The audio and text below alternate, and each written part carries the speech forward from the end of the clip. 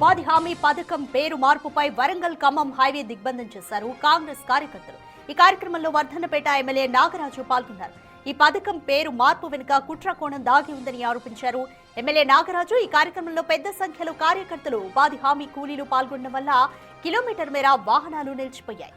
దీంతో భారీ ఎత్తున ట్రాఫిక్ జామ్ ఏర్పడింది. పోలీసులు రంగప్రవేశం చేసి నచ్చచెప్పే యత్నం చేసినా సరే లెక్క చేయక కేంద్రానికి వ్యతిరేకంగా నినాదాలు చేశారు.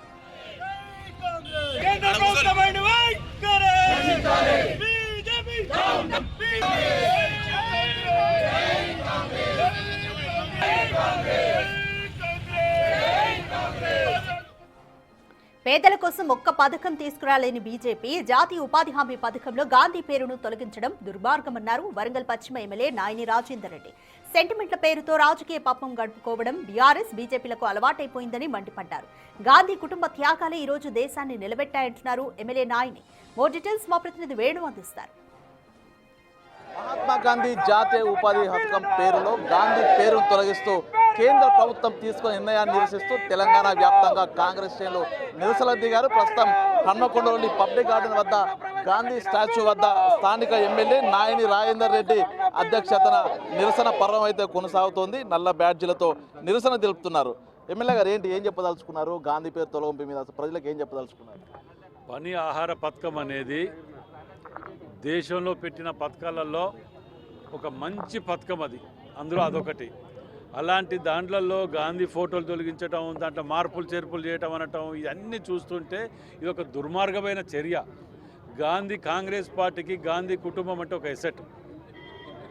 వారిని గాంధీ కంటే గాడిసే గొప్పోడు అని చెప్పి దుష్ప్రచారాలు చేసుకుంటూ వెనకటికి ఇది చేసుకుంటా బీజేపీ లబ్ధి పొందాలని ప్రయత్నం చేసింది. అందులో భాగంగానే పేద బడుగు బలహీన వర్గాల కడుపు కొట్టే విధంగా ఇవాళ ఇది ఒక ప్రయత్నం చేస్తుంది భాగం అందులో ఆ బిల్లు పెట్టడానికి.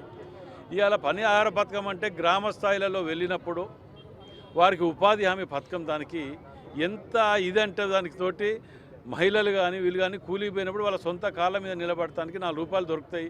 దాని ద్వారా చెరువులు కుంటలు ఉపాధి హామీ తోటి ద్వారా అవి పెరుగుతుంటాయి.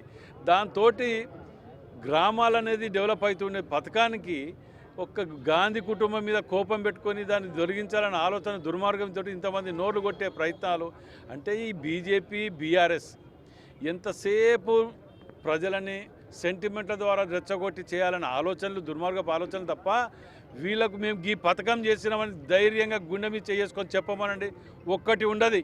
అదే కాంగ్రెస్ పార్టీ వెనుకటికెళ్ళి బడుగు బలహీన వర్గాలకు అట్టడుగు స్థాయిలకు చేరే పథకాలు ప్రతి ఒక్కటి కూడా గ్రామ స్థాయికి చేరుతాయి. కుల మతాలకు అతీతంగా పార్టీలకు అతీతంగా చేరుతాయి.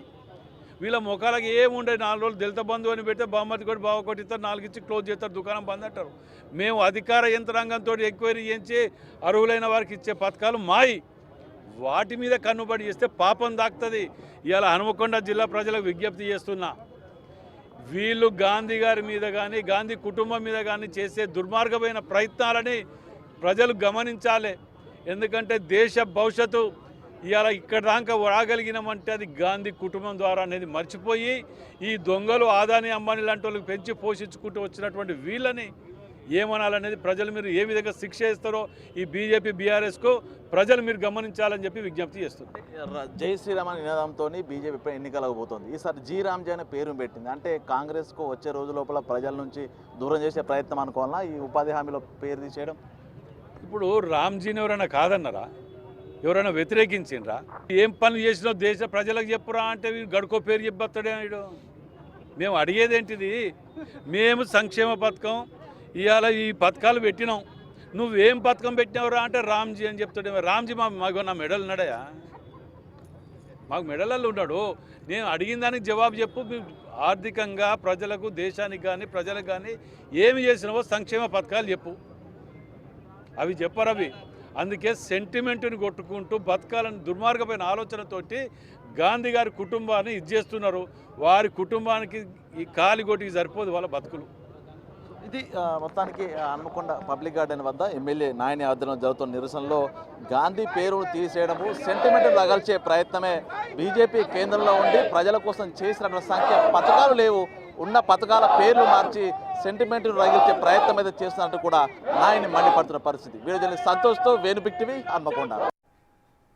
ఉమ్మడి మెదక్ జిల్లాలో కాంగ్రెస్ నేతలు నిరసన చేపట్టారు. ఏఐసీసీ, టీపీసీసీ పిలుపు మేరకు కాంగ్రెస్ పార్టీ ఆధ్వర్యంలో ఆందోళన చేస్తున్నారు. జాతీయ ఉపాధి హామీ చట్టం పథకంలో మహాత్మా గాంధీ పేరును తొలగించడంపై ఆగ్రహం వ్యక్తం చేస్తున్నారు. సిద్దిపేట జిల్లా గాంధీ సర్కిల్ వద్ద నిరసనలో పాల్గొన్నారు. జిల్లా అధ్యక్షురాలు ఆంక్షారెడ్డి కొత్త పథకాన్ని తెస్తూ బీజేపీ కుట్రలు చేస్తోందని మండిపడ్డారు. మోర్ డీటెయిల్స్ మా ప్రతినిధి దుర్గారెడ్డి అందిస్తారు.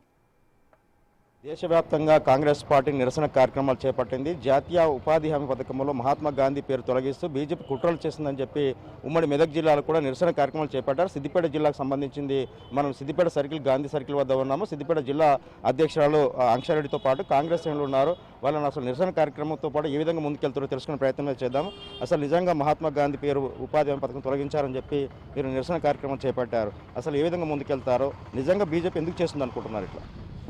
ఇది సొంత లాభాల కోసం మోడీ గారు చేసే పని.